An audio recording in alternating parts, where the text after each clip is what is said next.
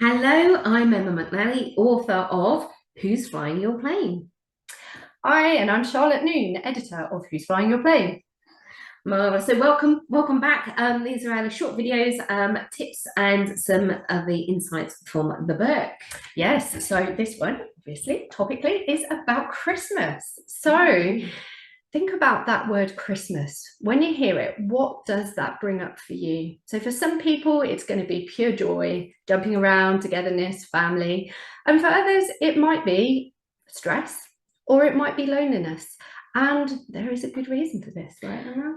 There is, absolutely. We think that words are just words. I've got news for you, they're not.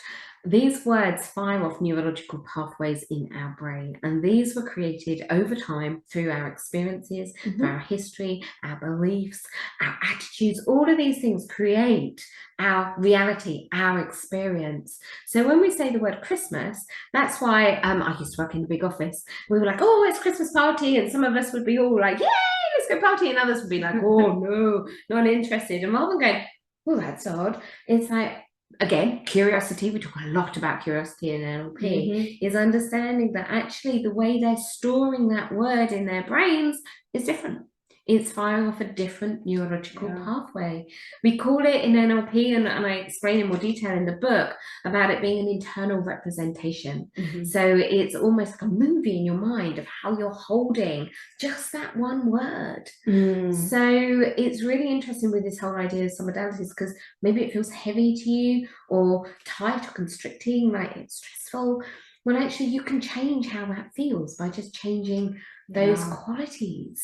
Absolutely. It's incredibly powerful. I remember experiencing that for the first time and not even really aware that certain words were creating heaviness or certain feelings. And that actually, when you change that, when you lift it off or change the picture, the internal representation, can literally change your whole feeling around it. It absolutely can.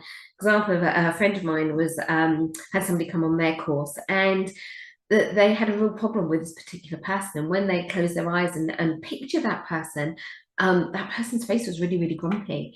And they just changed it to a smile, and the whole relationship shifted. And they became, good friends. And how incredible, just by changing how you're storing that image. And this, I mean, it's a huge subject. It's an incredible subject and really fascinating of how we store stuff in our brains. And yeah, knowing how you store it and then knowing how to change it. So you can start making small changes, making it lighter, making it brighter.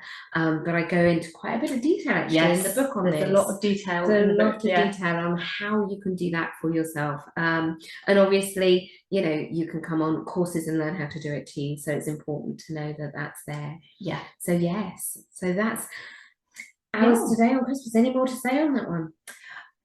Really, only I think just being aware of how that word makes you feel, because I think some of us just are walking around almost on autopilot during Christmas time, and actually it's quite interesting, isn't it, to think actually what does that word do for me, and is it helpful or is it not? And if it's not helpful, then I highly recommend that you read this book over Christmas, because it will help you to fix that. Nice Christmas stocking filler. Absolutely. And we will see you in the new year. Yes, absolutely.